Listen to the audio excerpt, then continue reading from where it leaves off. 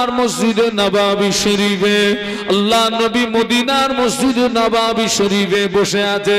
ফেরেশতা জিবরাইল আমিন আলাইহিস সালাম আল্লাহ নবীকে যে সালাম দিলেন, আসসালামু আলাইকা ইয়া রাসূলুল্লাহ হাবিবাল্লাহ।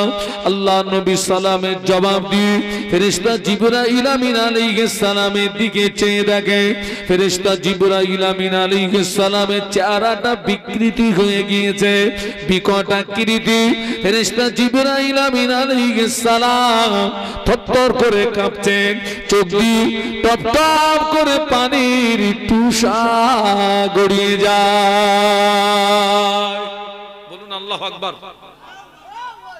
হযরত জিয়া সালাম থরথর করে কাঁপছেন, একটু পানি দে, থরথর করে কাঁপছেন, চোখ দিয়ে টপ টপ করে পানি পড়ছে।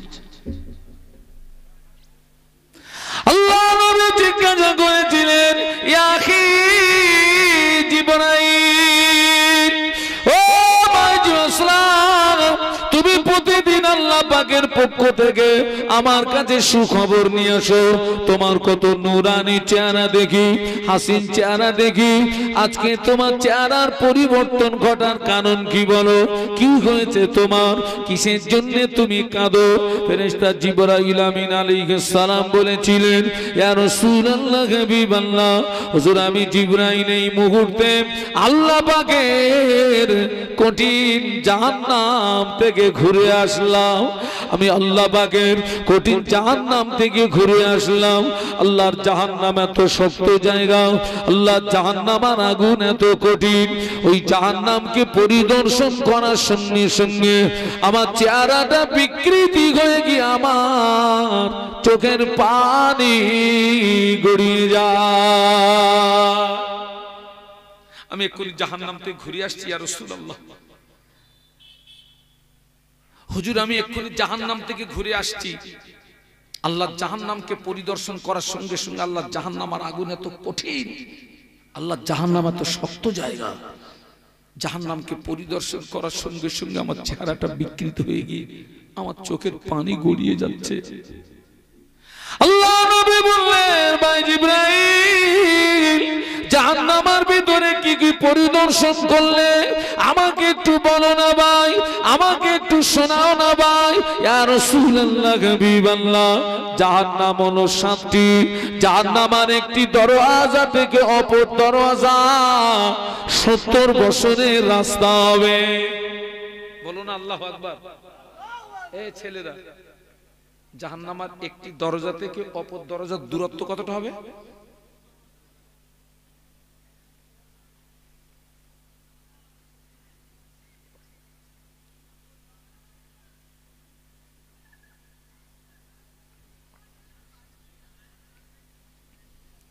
ইয়া রাসূলুল্লাহ, জাহান্নামের একটি দরওয়াজা থেকে অপর দরওয়াজা তাপ 70 গুণে বেশি হবে। আল্লাহু আকবার। একটা দরজা থেকে অপর দরজার দূরত্ব হবে 70 বছরের রাস্তা।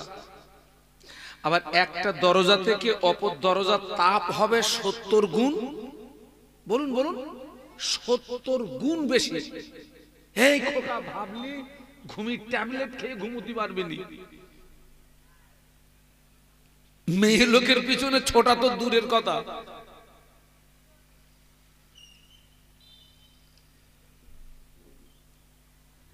ইয়া রাসূলুল্লাহ, ইয়া হাবিবাল্লাহ, আল্লাহ পাক জাহান্নামের আগুনকে সর্বপ্রথম 1000 বছর জ্বালালেন। 1000 বছর জ্বালানোর পরে জাহান্নামের আগুনের রং হলো লাল। আল্লাহ আবার 1000 বছর জ্বালান। 1000 বছর জ্বালানোর পরে জাহান্নামের আগুনের রং হলো সাদা। আল্লাহ আবার 1000 বছর জ্বালান। 1000 বছর জ্বালানোর পরে জাহান্নামের আগুনের রং হলো কালো। ইয়া রাসূলুল্লাহ হাবিবাল্লাহ, জাহান্নামের আগুন এত কালো, যারা জাহান্নামী হবে আগুনের মতো পাশাপাশি দাঁড়িয়ে থাকবে, কিন্তু না না, জাহান্নামের আগুন এত কালো একে অপরকে দেখতে পাবে না। বলুন আল্লাহু আকবার। এত কালো হবে জাহান্নামের আগুন।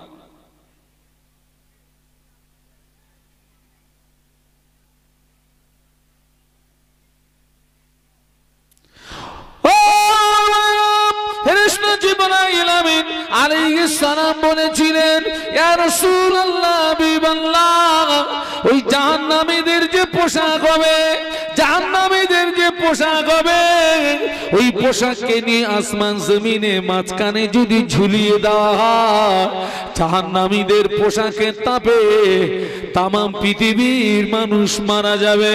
ইয়া রাসূলুল্লাহ, ওই জাহান্নামকে যদি একটা সূচ দিয়ে ছিদ্র করে দেওয়া হয়, সূচের ছিদ্র দিয়ে সরিষা দানা পরিমাণে জাহান্নামের আগুন যদি পৃথিবীর জমিনে নেমে আসে, কিয়ামত পর্যন্ত তামাম পৃথিবীর জমিনে কোনো সবুজ লতার জন্ম হবে না। বলুন আল্লাহু আকবার।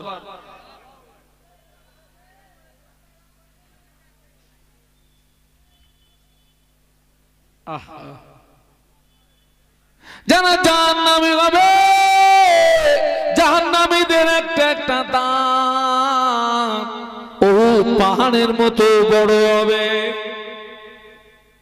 কিসের মতো? উহুদ পাহাড়। এখানে উহুদ পাহাড় দেখা মানুষ কে আছেন? হাত তোলেন তো। কই আল্লাহ পাকের হাজী বান্দা নেই? নেই?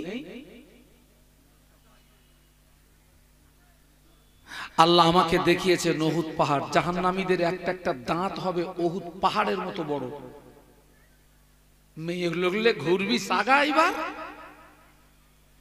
হ্যাঁ,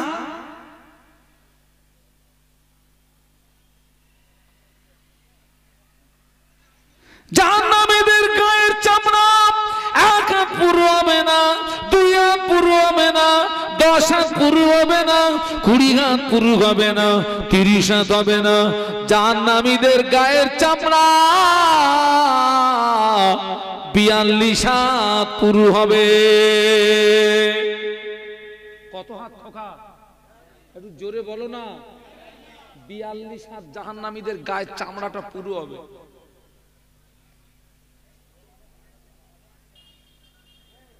আমি যেদিন এটা পড়লাম যে জাহান্নামীদের গায়ের চামড়া 42 হাত পুরো হবে, তখন আমার ব্রেন ঘুরতেছে, ফন ফন ফন ফন করে ঘুরতেছে আমার ব্রেন।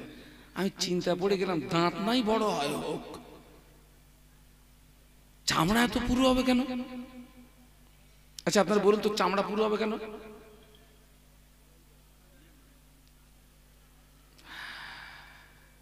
জ্বালা যন্ত্রণা অনুভূতি হয় চামড়ায় না গোশতে?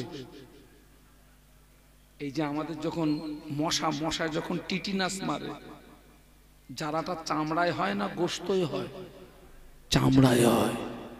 এক কথায় জ্বালা যন্ত্রণা অনুভূতি হয় চামড়ায়। আল্লাহ এজন্য জাহান্নামীদের গায়ে চামড়া অতটা পুরু করে দেবেন যাতে করে ওরা জাহান্নামের আযাবের মজাটা, বলুন বলুন, ঘানটা যেন বুঝতে পারে। মেয়ের লোক নে ঘুরিলি, ঘানটা বস, শয়তান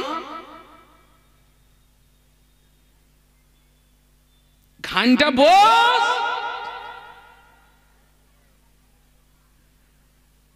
জাহান্নাম কতটা ডিপ হবে, ডিপ ডিপ ডিপ। আল্লাহ নবী একদিন সাহাবীদের নিয়ে বসেছিলেন, হঠাৎ আল্লাহ নবী সাহাবীদের লক্ষ্য করে বলেছিলেন, ও আমার সাহাবীরা, তোমরা কি কোনো আওয়াজ শুনতে পেয়েছো? না ইয়া রাসূলুল্লাহ, কিসের আওয়াজ? আল্লাহ নবী বলেছিলেন, ও আমার সাহাবীরা, আল্লাহ পাক জাহান্নামের উপর থেকে একটা পাথর ফেলে দিয়েছেন। আমি রাসূলুল্লাহ ওই পাথরের আওয়াজ শুনতে পেয়েছি। আল্লাহ পাক জাহান্নামের উপর থেকে একটা পাথর ফেলে দিয়েছেন। ওই পাথরটা এই মুহূর্তে জাহান্নামের নিচে গিয়ে পৌঁছালো। আমি রাসূলুল্লাহ ওই পাথরের আওয়াজ শুনতে পেয়েছি। আল্লাহ নবী সাহাবীদের বলেছিলেন, ও আমার সাহাবীরা, জাহান্নামের উপর থেকে বড় একটা পাথর যদি ফেলে দেওয়া, ওই পাথরটা জাহান্নামের নিচে পৌঁছাতে 70,000 বছর সময় লাগবে। বলুন না আল্লাহু আকবার, একটু জবান খুলে বলুন না। জাহান্নামার উপর থেকে বড় একটা পাথর ফেলে দিলে ওই পাথরটা জাহান্নামার নিচে পৌঁছাতে হ্যাঁ 70,000 বছর সময় লাগবে। মেয়ে লোক নে ঘোরা স্বাদ মিটি যাবে না? শালীন নে ঘুরতেছ,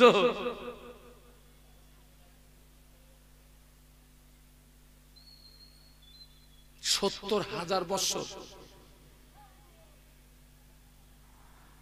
আল্লাহ নবী সেই জন্য দোয়া করতেন, আল্লাহুম্মা আজিরনি মিনান নার। বলুন বলুন বলুন, আল্লাহুম্মা আজিরনি। এই দোয়াটা আমাদেরকে কে শিখিয়েছেন? আল্লাহ নবী শিখিয়েছেন। একটু সুবহানাল্লাহ বলবেন?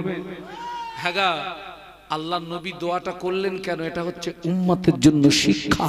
একটু জোরে বলুন। আপনাদেরকে বলে যাচ্ছি, আল্লাহর কাছে দোয়া করবেন, আল্লাহুম্মা আজিরনি মিনান নার।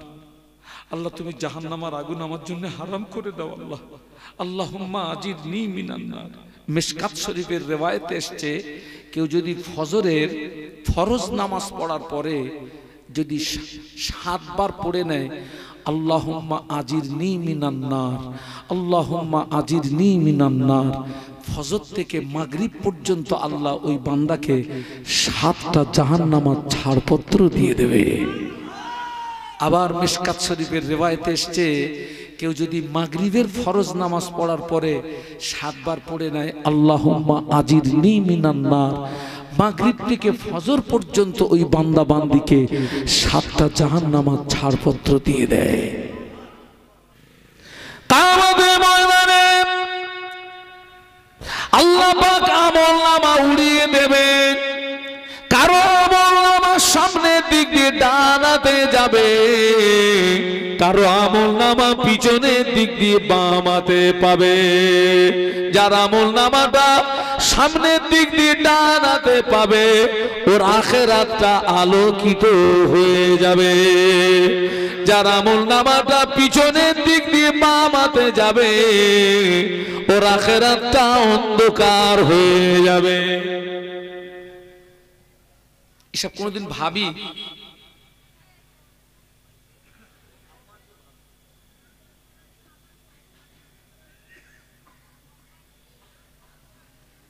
কিয়ামতের ময়দানে আল্লাহ পাক ইনসাফের পাল্লা খাড়া করবেন, মিজানের পাল্লা খাড়া করবেন। যার নেকির পাল্লাটা ভারী হয়ে যাবে, ঠিকানাটা জান্নাত হয়ে যাবে। সুবহানাল্লাহ বলুন। আর যার গুনার পাল্লাটা ভারী হয়ে যাবে, ঠিকানাটা জাহান্নাম হয়ে যাবে। তোরা যে এইভাবে ঘোরাঘুরি করলি, তোদের নেকির পাল্লাটা ভারী হবে না গুনার পাল্লাটা ভারী হবে, এ বিষয় কি কোনোদিন তোরা ভেবেছিস? সেদিন আর কিছু করার থাকবে বাবা? হ্যাঁ, যে এইবার একটুখানি ছেড়ে দাও আল্লাহ, এবার একটু ছেড়ে দেন আল্লাহ, একটু দুনিয়ায় যা একটু নেকি কামাই করে আসি, হবে? পৃথিবীর জমিনের সবচেয়ে নিকৃষ্ট জায়গা কোনটা? নিকৃষ্ট জায়গা হচ্ছে বাজার। আর উৎকৃষ্ট জায়গা কোনটা বলুন? মসজিদ। এখন মসজিদে বেশি মানুষ পাওয়া যায় না বাজারে বেশি মানুষ পাওয়া যায়?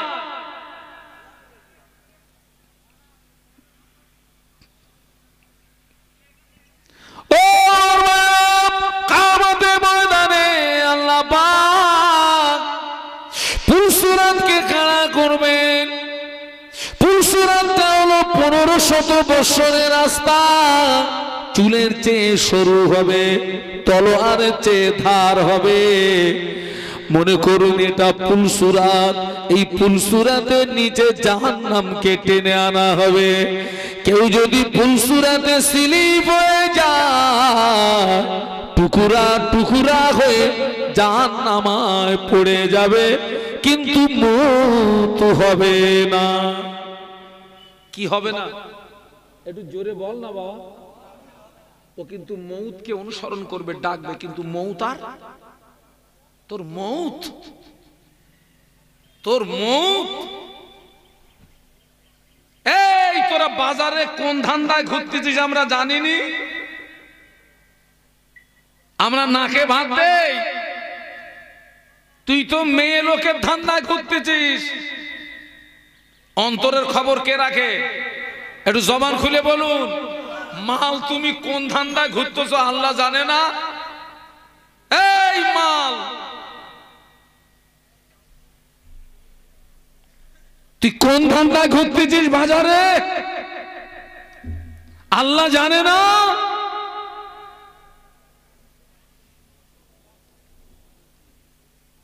পুলসুরাত পার হতে পারবি তো?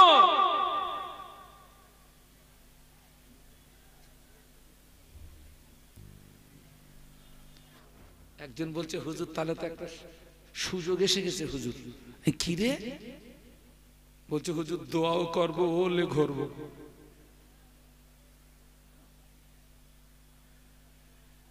দোয়াও করবো, কথা বলে।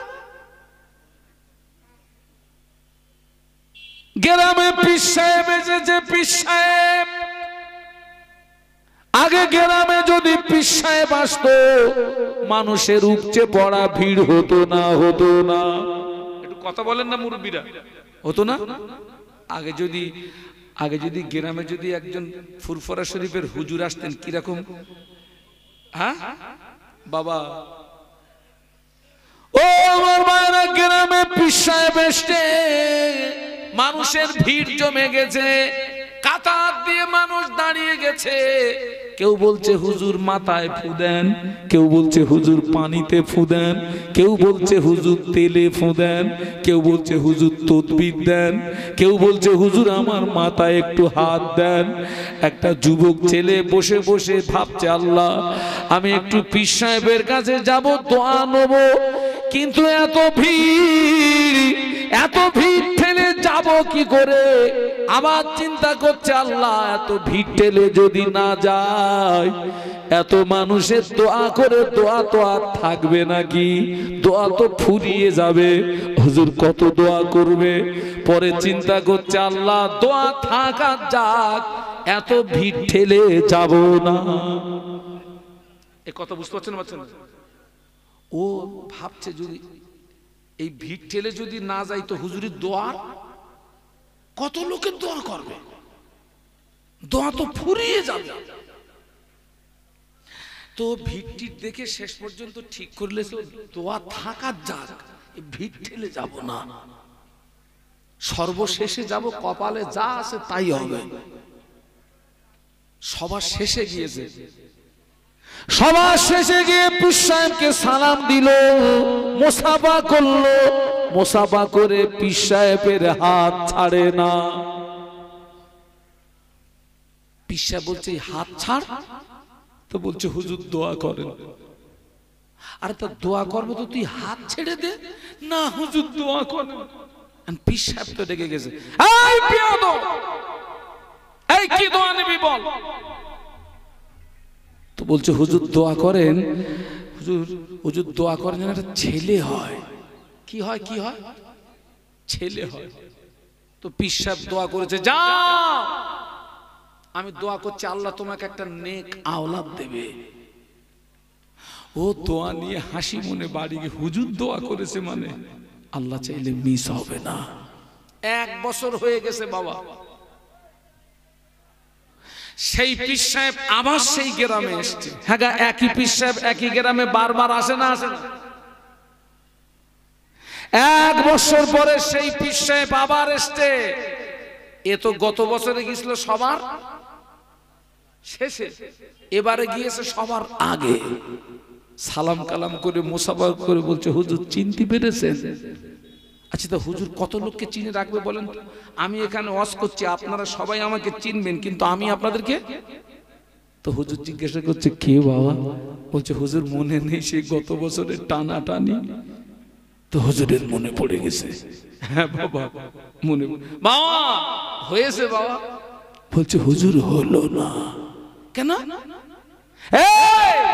আমি যার যা দোয়া করেছি কারোর তো মিস হয়নি, তোর হলো না কেন? পীর সাহেব খুব টেনশনে পড়ে যাচ্ছে, আমি এ পর্যন্ত যা দোয়া করেছি আল্লাহর রহম, কারোর দোয়া তো মিস হয়নি, এর দোয়া মিস হলো কেন? পীর সাহেব একটুখানি মাথা নিচু করে বলছে, এই সত্যি কথা বলতো, বিয়ে করেছিস? বলছে হুজুর বেয়াদবি ক্ষমা করবেন, ওইটা করতে পারেনি। ওরে শয়তান, ও বিয়ে না করে পীরের দোয়ালে বসে রয়েছে, বাচ্চা হবে।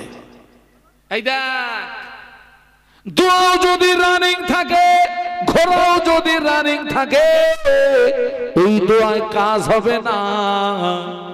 ঘোড়া বন্ধ রাখো, দোয়া যদি রানিং রাখো, আল্লাহ চাইলে জাহান্নাম থেকে নাজাত পেয়ে যাবি। আর একটু জোরে বলুন বাবাজি, ঘোড়াও যদি রানিং থাকে, দোয়াও যদি রানিং থাকে, ওই দোয়ায় তোর কাজ হবে না। ঘোড়া যদি বন্ধ থাকে, দোয়া যদি রানিং থাকে, আল্লাহ চাইলে জাহান্নাম থেকে নাজাত পেয়ে যাবি। কথা বুঝতে পারছেন না? পারছেন না? ও তো আমি একটা উদাহরণ দিলাম।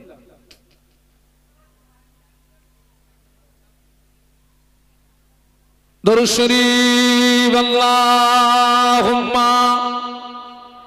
এতগুলো মানুষ একটু জাজবা বাড়ান। মাওলানা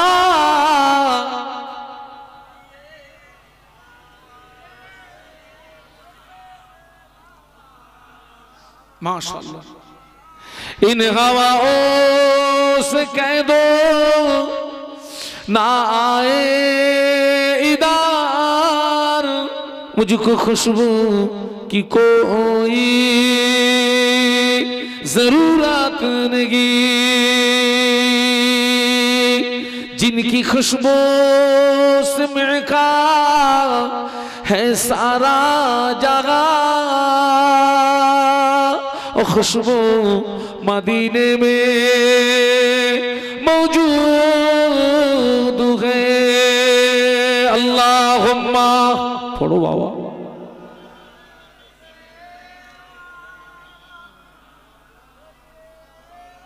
माशाअल्लाह माशाअल्लाह। वाला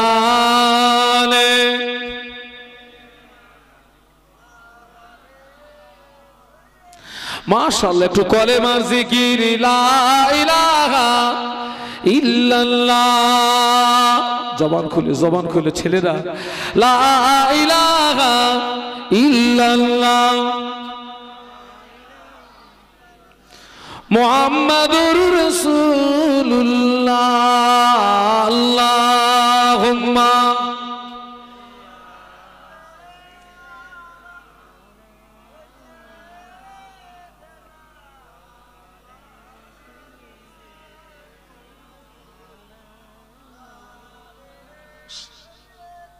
সকলে একটু বলুন আল্লাহু আকবার। আমার ছেলেরা, যুবকেরা, জওয়ানেরা একটুখানি ভেবে দেখুন তো, আমাদের জীবনে ইবাদত আমল কি তেমন কিছু? বলুন, সামান্য না?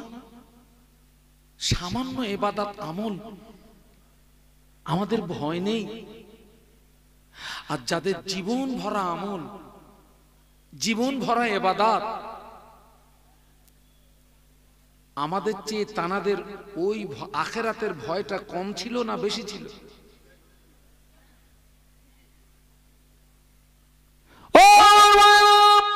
আল্লাহ নবী 10 জন জীবিত সাহাবীকে জান্নাতি সার্টিফিকেট দিয়েছিলেন, যাদেরকে আশারায়ে মুবাশশারা বলা হয়, যাদেরকে আশারায়ে মুবাশশারা বলা হয়। ওই 10 জনের ভিতরে একজন ছিলেন আল্লাহ নবীর কলিজা চেনা সাহাবী আবু বকর সিদ্দিক রাদিয়াল্লাহু আনহু। আল্লাহ নবীর কলিজা চেনা সাহাবী আবু বকর সিদ্দিক রাদিয়াল্লাহু আনহু, আল্লাহ নবী ঘোষিত জান্নাতি সাহাবী, মুসলিম জানে প্রথম খলিফা, ইনি আল্লাহ নবী ঘোষিত জান্নাতি সাহাবী। দ্বিতীয় একজন মুসলিম জানে দ্বিতীয় খলিফা, মুসলিম জানে দ্বিতীয় খলিফা, আর ওমর রাদিয়াল্লাহু আনহু, উনিও নবী ঘোষিত জান্নাতি সাহাবী। 2 দুইজন নবী ঘোষিত জান্নাতি সাহাবী ওমর রাদিয়াল্লাহু আনহু একদিন আবু বকরের কাছাকাছি গিয়ে বলেছিলেন, ও ভাই আবু বকর, আমি ওমরের সারা জীবনের আমল, আমি ওমরের সারা জীবনের ইবাদত আপনাকে দিয়ে দেব, বিনিময়ে আপনার একটা রাতের ইবাদত কি আপনি আমাকে দেবেন? কথাটি কে কাকে বললেন একটু বলুন, কথা বলুন। ওমর রাদিয়াল্লাহু আনহু কথাটা বললেন, ও ভাই আবু বকর, আমি ওমরের সারা জীবনের আমল আপনাকে দিয়ে দেব, বিনিময়ে আপনার জীবনের, বলুন বলুন, একটা রাতের আমল আমাকে দেবেন। আমি ওমরের সারা জীবনের আমল আপনাকে দিয়ে দেব, একটা রাতের আমল। আবু বকর সিদ্দিক রাদিয়াল্লাহু আনহু বলেছিলেন, আমি পারবো না। কেন জানেন? আল্লাহ নবী বলেছিলেন, ও আমার সাহাবীরা, আমি রাসূলুল্লাহ আমার সব সাহাবীদের ঋণ আমি রাসূলুল্লাহ পরিশোধ করে দিয়েছি, আমার সব সাহাবীদের ঋণ আমি রাসূলুল্লাহ পরিশোধ করে দিয়েছি। আবু বকরের ঋণ আমি রাসূলুল্লাহ পরিশোধ করতে পারলাম না, আবু বকরের ঋণ পরিশোধের দায়িত্ব আমার পক্ষ থেকে স্বয়ং আল্লাহ নিয়েছে। একটু মহব্বতে বলুন। এই ছেলেরা এসব নিয়ে ভাবলে বিশ্বাস কর ঘুম আসবে না রাত্রি। আমরা তো এমনি তো ঘুমানোর সময় পাইনি। আমি কি বলে 4 দিন 5 দিন করে বেরিয়ে যাচ্ছি, আর খুব বেশি 4 দিন 5 দিন পরে আসছি বাড়িতে, দুপুরটুকু খাওয়া হচ্ছে, আবার বেরিয়ে যাচ্ছে। এই 4 দিন সফর থেকে আজকে ফিরলাম, দুপুরটুকু আল্লাহ বাড়িতে একগাল খাওয়ালেন, আবার এই 2 দিনের সফরে বেরিয়ে পড়েছি। আজকে আমি এখান থেকে যাব আপনার ডায়মন্ড হারবার। কালকের আমার মাহফিল আছে, প্রথম মাহফিল হচ্ছে রায়দিঘি, দক্ষিণ 24 পরগনা। ওখান থেকে আমাকে মাহফিল করে যেতে হবে নামখানা। কোথায় সে নামখানা? আল্লাহ হায়াতে রাখলে ওখান থেকে ফিরে আসবো।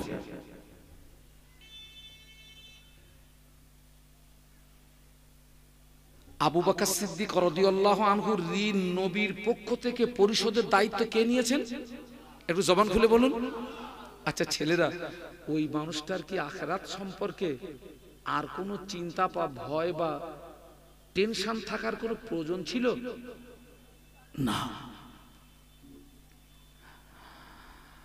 আল্লাহ নবী শুধু একদিন বলেছিলেন, জানো আবু বকর, আমি না মক্কার জমিনে বেশি দিন থাকতে পারবো না, জানো এই মক্কার কুফারে কুরাইশদের জুলুমে অত্যাচারে আমাকে মক্কা ছেড়ে দিয়ে মদিনায় চলে যেতে হবে আবু বকর। তবে একটা কথা তুমি মনে রেখে দিও, আমি যেদিন মদিনাতে হিজরত করব ওই দিন তুমি আমার সঙ্গী হবে আবু বকর, কথাটা যেন ভুলে যেও না আবু বকর। এই কথাটি আল্লাহ রসুল যেদিন বলেছিলেন ঠিক তার 6 মাস পরে নবীর হিজরত হচ্ছে।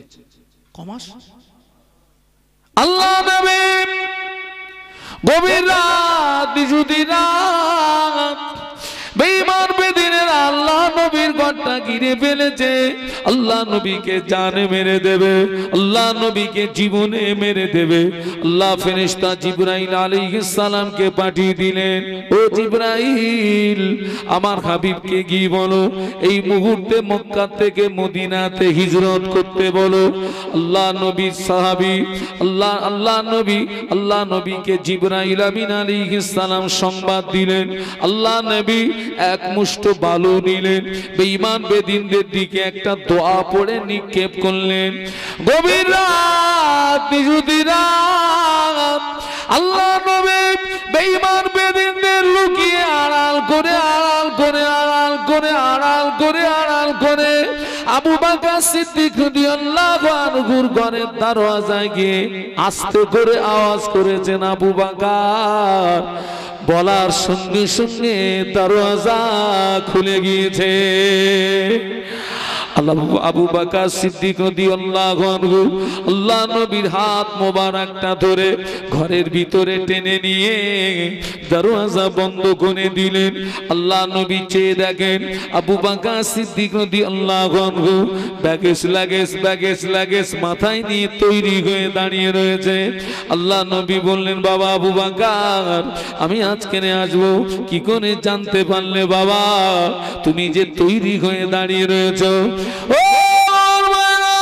আবু বকর সিদ্দিক রাদিয়াল্লাহু আনহু আল্লাহ নবীর নূরের বদনের দিকে চেয়ে কেঁদে উঠে বলেছিলেন, ইয়া রাসূলুল্লাহ, হুজুর আপনি 6 মাস আগে একদিন আপনি আমাকে বলেছিলেন আবু বকর আমি যদি মদিনাতে যাব ওই দিন তুমি আমার সঙ্গী হবে। ওই দিন থেকে আমি আবু বকর বড় পেরেশানিতে ছিলাম, বড় টেনশনে ছিলাম। আপনি কখন আসবেন? আমি আবু বকর যদি ঘুমিয়ে যাই আপনি রাসূলুল্লাহ ঘরের দরওয়াজায় দাঁড়িয়ে আবু বকর আবু বকর আবু বকর বলে যদি ডাকেন আপনার সঙ্গে বেয়াদবি হয়ে যাবে, আল্লাহ পাক নারাজ হয়ে যাবে। এই কথা মনে করে আমি আবু বকর আপনার ইন্তজারে 6 মাস ঘরের দরওয়াজায় দাঁড়িয়ে রাত কাটিয়ে দিয়েছি। যদি বলতে পারলেন না কমাস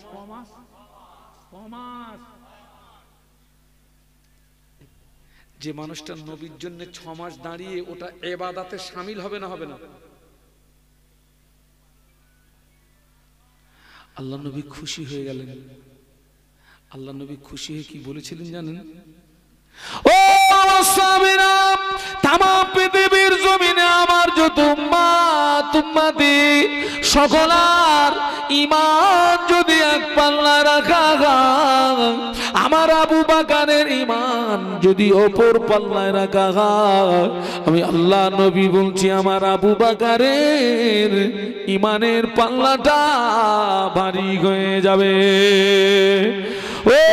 ও সাহাবীরা, তামাম পৃথিবীর জমিনে আমার যত উম্মতি সকলার সারা জীবনের আমল যদি এক পাল্লায় রাখা হয়, আমার আবু বকরের এক রাতের আমল যদি অপর পাল্লায় রাখা হয়, আমি আল্লাহ নবী বলছি আমার আবু বকরের এক রাতের আমলের পাল্লাটা ভারী হয়ে যাবে। ও যুবকেরা, জওয়ানেরা, ওই নবী ঘোষিত জান্নাতি সাহাবী গভীর রাত বিরোধী রাত আল্লাহ পাকের দরবারে হাত তুলে কাঁদতেন, আল্লাহ পাক আমি আবু বকরকে মানুষ না বানিয়ে, আমি আবু বকরকে ইনসান না বানিয়ে, আমাকে যদি বন জঙ্গলের ঘাস করে পাঠাতে, বনের পশুরা আমাকে খেয়ে ফেলতো, বনের পশুরা আমাকে ভক্ষণ করে ফেলতো, মরণের পরে আবু বকরকে হিসাব দিতে হতো না। বাড়িকে ভাবকে যা, তোর পাকামো মারা স্বাদ মিটে যাবে। নবী ঘোষিত জান্নাতি সাহাবী কাঁদতেছে।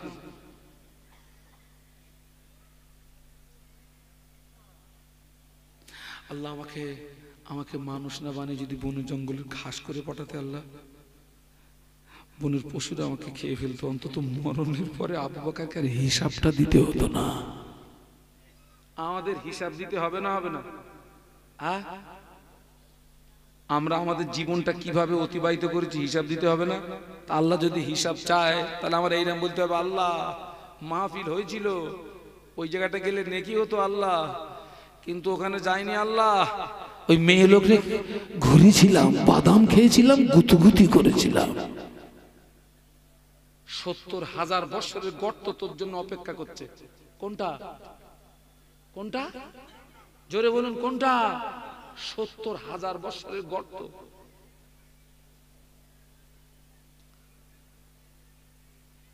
কিয়ামতের ময়দানে জাহান্নামার গড়গড়ানি আওয়াজে নবী আলাইহিমুস সালামরা পর্যন্ত ভয়ে জড়সড় হয়ে যাবে। নবীরা তুমি তো তুমি,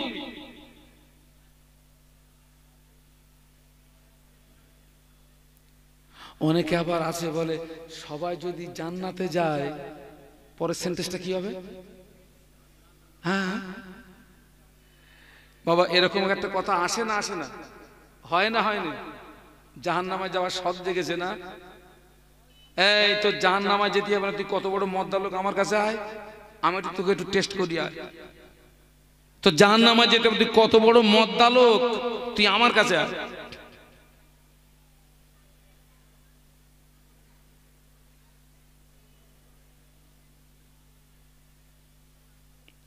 আজকে আপনার একটা বাস্তব কথা বলুন তো, আজকের এখানে কোনো আলেম ওলামা আসবে না, শুধু একটা মেয়ে লোক আসবে, এসে একটু ড্যান্স মারবে।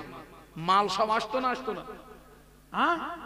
হ্যাঁ, উপরে কি প্যান্ডেলের দরকার ছিল?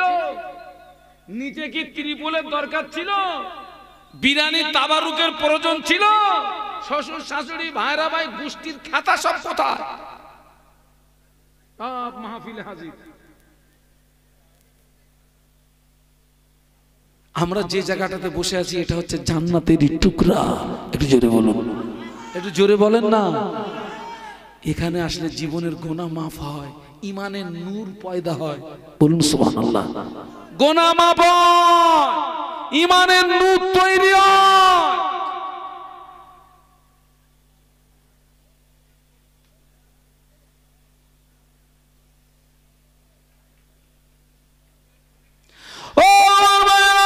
তাবুকের যুদ্ধে আল্লাহ নবী সাহাবীদের ডাকলেন, ও আমার সাহাবীরা, আমি আল্লাহ নবী দ্বীন ইসলামকে প্রতিষ্ঠিত করার জন্য তোমাদের কাছে সাহায্য চাচ্ছি, তোমাদের কাছে সহযোগিতা চাচ্ছি, তোমরা আমাকে সাহায্য করো, তোমরা আমাকে সহযোগিতা করো।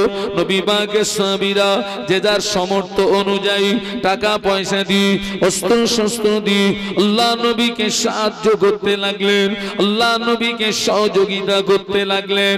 আল্লাহ নবী সাহাবীরা টাকা পয়সা অস্ত্র শস্ত্র দিয়ে আল্লাহ নবীকে সাহায্য করতে লাগলেন, সহযোগিতা করতে লাগলেন। মেয়েরা কেউ নাকের খুলে, কেউ কানের খুলে, কেউ গলার খুলে, কেউ হাতের খুলে আল্লাহ নবীকে দিলেন। আল্লাহ নবীর সামনে সম্পদের একটা স্তূপ হয়ে গেল, আল্লাহ নবীর সামনে সম্পদের একটা টিলা হয়ে গেল। আল্লাহ নবী দেখলেন সবাই এসেছে, সবাই দিয়েছে, আবু বকর এখনো আসে নাই। আল্লাহ নবী বললেন, আমার আবু বকর কোথায়? আবু বকর সিদ্দিক রাদিয়াল্লাহু আনহু একটুখানি দূরে একটা পিলিয়ারের গোড়ায় নিজের শরীরটাকে সংকুচিত করে দাঁড়িয়েছিলেন। লাব্বাইক ইয়া রাসূলুল্লাহ। আল্লাহ নবী বললেন, ও আবু বকর, দ্বীন ইসলামকে প্রতিষ্ঠিত করার জন্য তুমি কিছু দিলে না বাবা। হুজুরের হাতে ছোট্ট একটা থলি, দু চোখ ভরা পানি। হুজুরের হাতে ছোট্ট একটি থলি, দু চোখ ভরা পানি। কাঁদতে কাঁদতে আল্লাহ নবী নিকটস্থ বলেছিলেন, ইয়া রাসূলুল্লাহ, হাবিবাল্লাহ, আমি আবু বকর এটা এনেছি, আপনি গ্রহণ করুন। আল্লাহ নবী থলিটা খুলে দেখে ওই থলিতে কয়েক দিরহাম পাওয়া গেল, কিছু জব বা কিছু গম পাওয়া গেল। আল্লাহ নবী সাহাবী আবু বকর সিদ্দিক রাদিয়াল্লাহু আনহু যা দিয়েছেন অন্য সাহাবীদের তুলনা অনুযায়ী আবু বকর হুজুরের দানটা বড় নগণ্য দান, আবু বকর হুজুরের দানটা বড় অল্প দান। অথচ আল্লাহ নবী বলেছিলেন, ও সাহাবীরা, আজকের তোমরা সবাই মিলে আমাকে যা দিয়েছো সকলার চেয়ে আমার আবু বকরের দানটা আল্লাহ পাকের দরবারে বেশি পছন্দনীয় হয়ে গিয়েছে। মহব্বতে বলা যায় না। যে সাহাবীরা বেশি দিয়েছিলেন তাদের মনে স্বাভাবিকভাবে একটা প্রশ্ন জাগবে না, জাগবে না?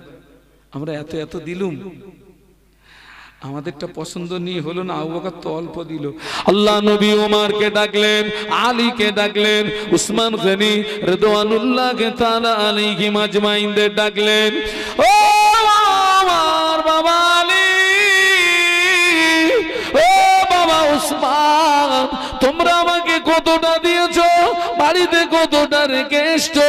ইয়া রাসূলুল্লাহ, আমরা আপনাকে অর্ধেকটা দিয়েছি, অর্ধেকটা বাড়িতে বিবি বাল বাচ্চার জন্য রেখে এসেছি। আল্লাহ নবী আবু বকরকে ডাকলেন, ও আবু বকর, তুমি আমার জন্য কতটা দিয়েছো, বাড়িতে বিবি বাল বাচ্চার জন্য কতটা রেখে এসছো? হুজুর কেঁদে উঠে বলেছিলেন, ইয়া রাসূলুল্লাহ, ইয়া হাবিবাল্লাহ, আমি আবু বকর আমার বাড়িতে সম্পদ হিসাবে যা কিছু ছিল দ্বীন ইসলামকে প্রতিষ্ঠিত করার জন্য আপনার কদমে বিলিয়ে দিয়েছি। বাড়িতে আমার আল্লাহ আল্লাহ রাসূলকে রেখে এসেছি। ওই মানুষটা গভীর রাতে কাঁদছে, আল্লাহ পাক, আমি আবু বকরকে মানুষ না বানিয়ে, আমি আবু বকরকে ইনসান না বানিয়ে, আমাকে যদি বন জঙ্গলের ঘাস কোণে পাঠাতে, বনের পশুরা আমাকে খেয়ে ফেলতো, বনের পশুরা আমাকে বপন করে ফেলতো, মরণের পরে আবু বকরকে হিসাব দিতে হতো না। আমি আপনাদেরকে কি কি বুঝাতে চাচ্ছি কিছু বুঝতে পারছেন নাকি? এখনো সময় আছে বেটা, এখনো সময় আছে পরিবর্তন হওয়ার।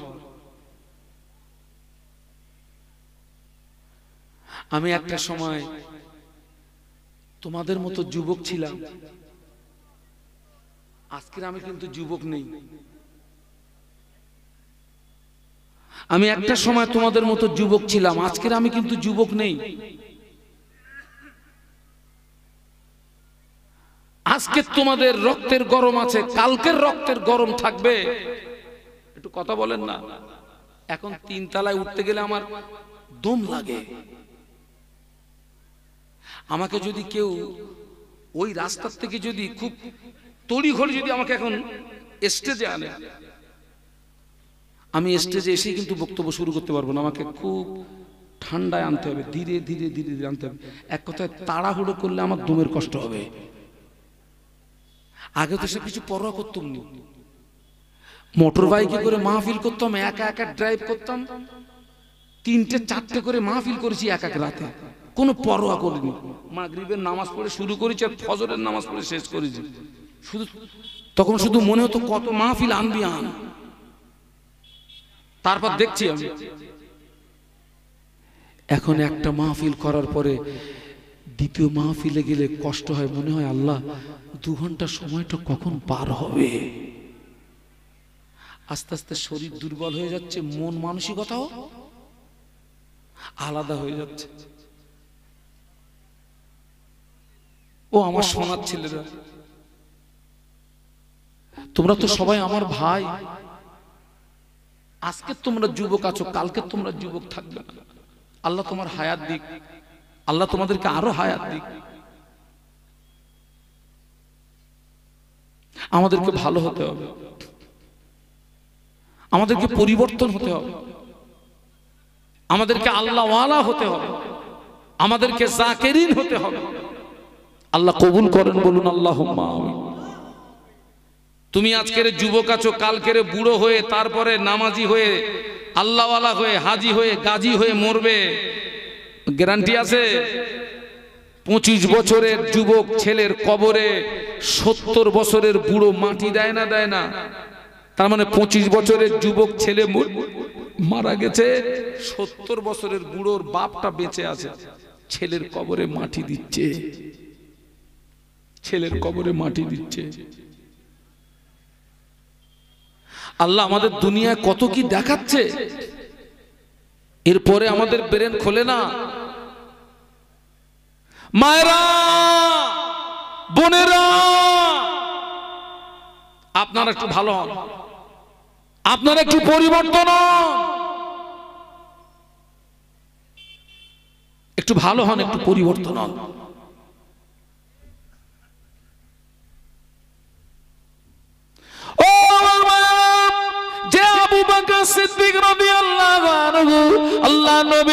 শিশু এবং কিশোর বয়সের সঙ্গী যে আবু বকর সিদ্দিক রাদিয়াল্লাহু আনহু, আল্লাহ নবীর মক্কা মদিনার সঙ্গী যে আবু বকর সিদ্দিক রাদিয়াল্লাহু আনহু, কার রাসূলের সঙ্গী যে আবু বকর সিদ্দিক রাদিয়াল্লাহু আনহুকে আমার আল্লাহ পাক ইন্তেকালের পরেও বিশ্ব নবীর সঙ্গী বানিয়ে দিয়েছে।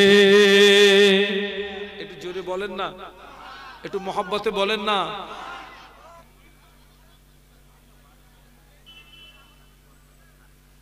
কি আলোচনা রাখবে এখানে?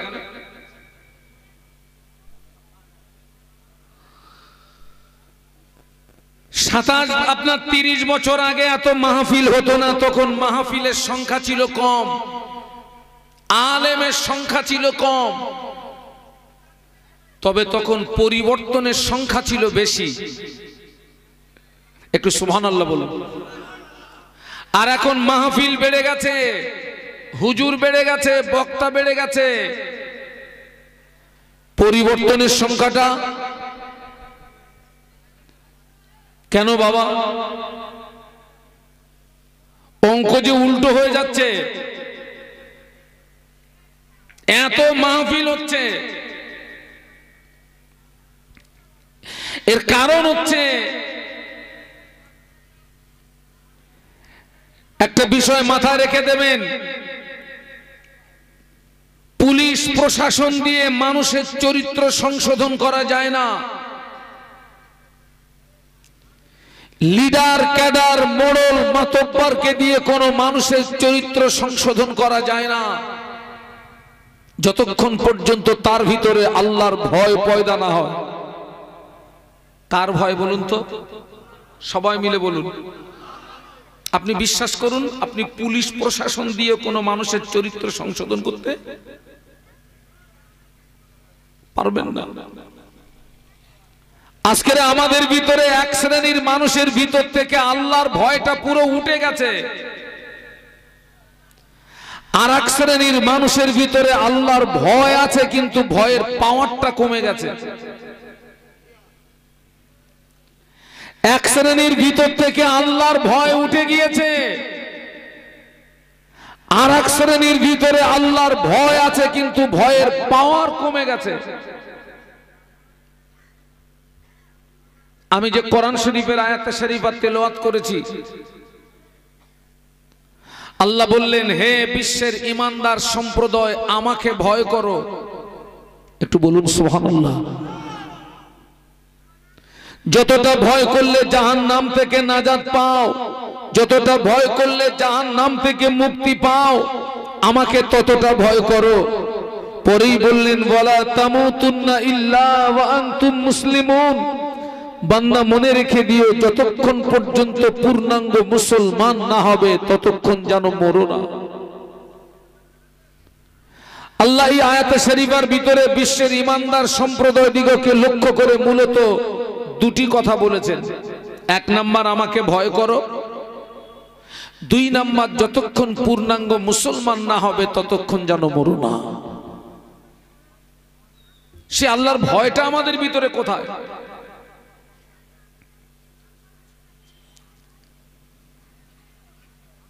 আমি আজকের আপনাদেরকে বলছি, আল্লাহকে ভয় করুন। যুবকদেরকে বলছি, আল্লাহকে ভয় করো। নারীদেরকে বলছি, আল্লাহকে ভয় করো। এখনো বাঁচার সময় আছে, এখনো পরিবর্তন হওয়ার সময় আছে, এখনো নাজাত পাওয়ার সময় আছে।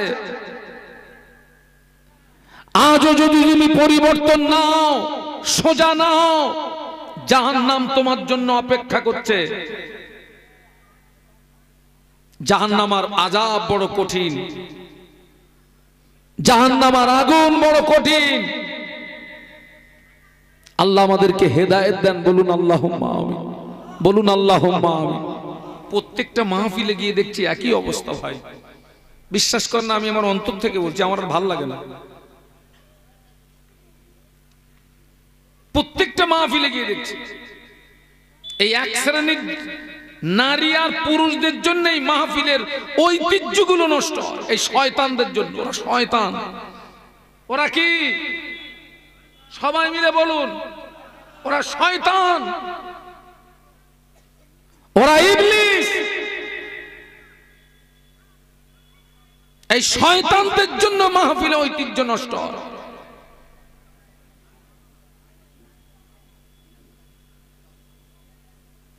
প্রত্যেকটা জায়গায় দেখছি একই অবস্থা। আল্লাহর ভয় যখন আপনার ভিতরে আসবে,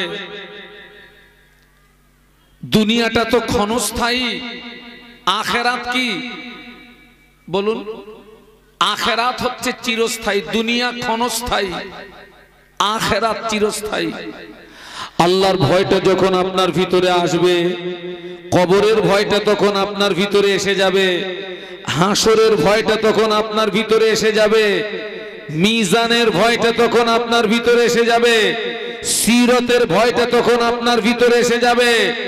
আপনি তখন আকৃতিতে মানুষ থাকবেন না, আপনি তখন প্রকৃতপক্ষে মানুষের মতো একজন মানুষ হয়ে যাবেন। একটু জোরে বলুন। আল্লাহর ভয় যদি না থাকে, কবরের ভয় আসবে না, হাসরের ভয় আসবে না, মিজানের ভয় আসবে না, সিরাতের ভয় আসবে না। সব ভয়টা তখন উঠে যাবে। হাসরের ময়দানে ভয় কি? কিয়ামতের ময়দানে আমাদের মাথার উপরে যে সূর্য, এই সূর্যে 12টি মুখ হবে, আরো 11টা বেশি হবে। সূর্যের তাপে জমিনটা পুড়ে লাল তামা হয়ে যাবে। তামাম হাসরবাসীর মাথার গিনু টকবক টকবক টকবক করে ফুটতে থাকবে, কারো নাক দিয়ে, কারো কান দিয়ে, কারো চোখ দিয়ে মাথা ঘিনুগুলো বজবজ বজবজ করে বেরোতে থাকবে। কিয়ামতের ময়দানে হাসরবাসীদের জিভটা বেরিয়ে নাভি স্থল পর্যন্ত চলে আসবে। তামাম হাসর জুড়ে একটি আওয়াজ শুনতে পাওয়া যাবে, পানি পানি পানি পানি। একটু বলুন আল্লাহু আকবার, একটু জবান খুলে বলুন। এই ছেলেরা এখন একটা সূর্য, এই সূর্যের তাপে আমরা পাসিনায় পাসিনা হয়ে যাই, ঘামে ঘাম হয়ে যাই। সূর্যের তাপ সহ্য করতে না পেরে অনেকের বাড়িতে আমরা এসি লাগিয়েছি।